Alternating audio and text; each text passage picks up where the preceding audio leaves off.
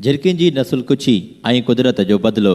झिरकी ही नंढड़ो पखी इंसाननि सां वेझड़ाइप पसंदि कंदो आहे, तंहिं करे इंसानी आबादियुनि जे अंदरि तोड़े उन्हनि जी पसगिरदाईअ में ज़िंदगी गुज़ारींदो आहे। हिन में कुदरती तौर ते हर क़िस्म जी मौसम ऐं हालात में ज़िंदगी गुज़ारण जी सलाहियत मौजूदु हूंदी आहे। हिन जी आम खुराक अनाज ऐं मुख़्तलिफ़ गाहनि ॿूटनि जा ॿिज हूंदी आहे, मगर उन्हनि खां अलावा ही जीत जणिया ऐं कीड़ा मकोड़ा बि वॾे शौक़ सां खाईंदा आहिनि। आलमी माहिर इहो तस्लीम कनि था त दुनिया जे काफ़ी इलाइक़नि में हिन जो नसुल घटिबो पियो वञे। सिंध में झिरकियुनि जी आबादी अॼु खां 40 साल अॻु तमामु घणी हूंदी हुई। एतिरे क़दुरु जो ज़राइत पेशा माण्हू फ़सुल खे झिरकियुनि खां महफ़ूज़ रखण लाइ ख़ासि तरकीबूं अख़्तियार करण ते मजबूर हूंदा हुआ। फ़सुलनि तां झार हकिलण खां सवाइ अनाज जो फ़सुलु तयारु करणु मुमकिन ई न हूंदो हो। झिरकियूं हमेशा वलर जी सूरत में रहंदियूं आहिनि ऐं वलर जी सूरत में ई ग़िज़ा जी ॻोल्हा कंदियूं आहिनि। अॻे जॾहिं झिरकियुनि जी आबादी सिंध में तमामु घणी हूंदी हुई त उन्हनि जे हिक हिक वलर में हज़ारनि जे तादाद में पखी हूंदा हुआ। हारी अगरि थोरी बि सुस्ती कंदो हो त मिंटनि में संदसि फ़सुल जो जाम नुक़सानु थी वेंदो हो। इन करे हारी फ़सुल में हर वक़्तु मौजूदु रही झार हकिलींदो हो। हाणे सिंध में झिरकियुनि जी आबादी काफ़ी घटिजी वई आहे। झिरकियुनि जी आबादीअ में एॾे वॾे पैमाने ते घटिताई जो सबबु फ़सुलनि में ज़हर जो इस्तेमालु, वणनि जी घटिताई, शिकार जो आम हुजणु, झिरकियुनि जे गोश्त जी अहमियत बाबति हकीमनि जूं नौजवाननि खे सलाहूं ऐं उन्हनि लाइ मुनासिबु माहौल न हुजण सबबु इहे ॾींहों ॾींहुं घटिजी रहियूं आहिनि, जेका हिकु परेशानीअ जी ॻाल्हि आहे। इंसानी तहज़ीब जी तारीख़ में केतिरियूं ई आफ़तूं आयूं, पर 1958 ईस्वीअ में चीन में जेका कुदरती आफ़त आई उन जो कंहिं बि तसवुरु न कयो हो। कीअं झिरकियुनि जो क़त्ले-आम लखे माण्हुनि जे मौत जो सबबु बणियो। दिसंबर 1958 ईस्वी में चीनी अॻवान माओ हिकु अजीब फ़रमान जारी कयो। हिन हिकु नई मुहिम शुरू कई। उन मुहिम जो नालो स्मैश स्पैरो रखियो वियो, जंहिंजो मतिलबु आहे झिरकियुनि खे मुकमिल तौर ते ख़तमु करणु। इन ई फ़रमान खां पोइ माण्हुनि खे चीन जी कुंड कुड़िछ मां झिरकियुनि खे ॻोल्हे मारण जो पाबंद बणायो वियो। झिरकियुनि ते इल्ज़ाम हो इहे इंसाननि जे हिसे जो अनाज खाई वञनि थियूं ऐं इंसाननि लाइ कुझु बि नथो बचे।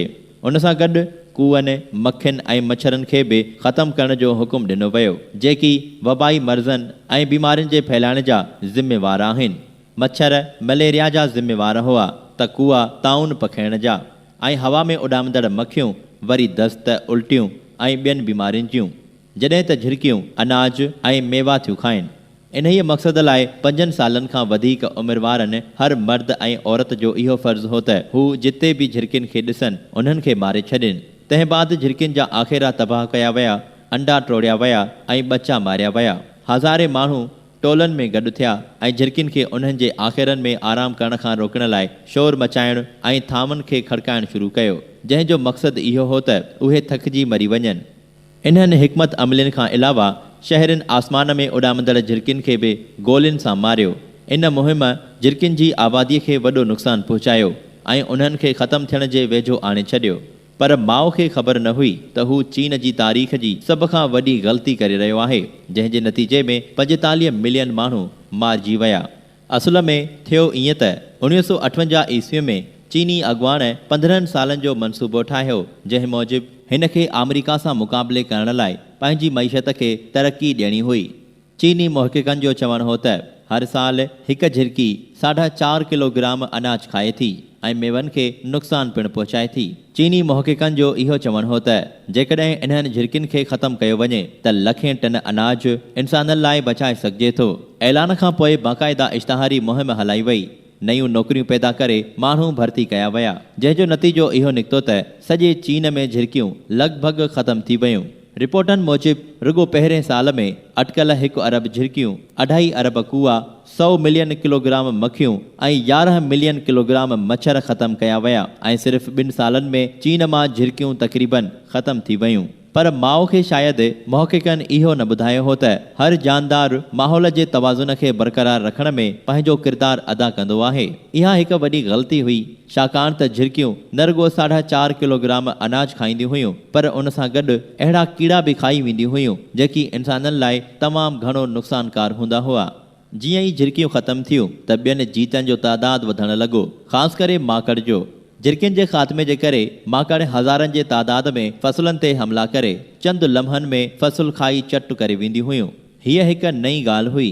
चीन अॻु कॾहिं बि माकड़ जो अहिड़ो हमिलो न ॾिठो हो, पर माओ जी हुकूमत अञा बि हार मञण जे लाइ तयारु न हुई ऐं माकड़ खे ख़तमु करण लाइ उन्हनि ते ज़हरीलो स्प्रे करायो वियो, जंहिं सबबि संदन फ़सुल बिल्कुलु ख़राबु थियणु शुरू थी विया। एतिरे ताईं जो ॾुकार पइजी वियो, माण्हू बुख सबबि मरण लॻा।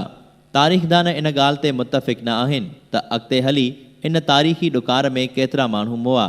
हिकु अंदाज़े मुताबिक़ लॻभॻि 1.25 खां 1.5 करोड़ माण्हू अजल जो शिकार थिया, पर डिच तारीख़दान फ्रैंक डेकोटर जो ख़्यालु आहे त 1958 खां 1962 ईस्वीअ जे विच में अटकल 45 मिलियन माण्हू मारिजी विया। 1959 ईस्वीअ में चाइनीज़ अकेडमी ऑफ साइंसिस जे मुहक़िक़नि केतिरनि ई मुअल झिरकियुनि जो पोस्टमार्टम कयो। हिननि ॾिठो त उन्हनि झिरकियुनि जे पेट में घणे भाङे जीत हुआ, न कि अनाज, जीअं अॻु में सोचियो वियो हो। पोइ चीनी अॻुवान माओ खे पंहिंजी ग़लतीअ जो अहसासु थियो ऐं अप्रैल 1960 ईस्वीअ में मुहिम जे ख़ात्मे जो बाज़ाब्ता ऐलान कयो वियो।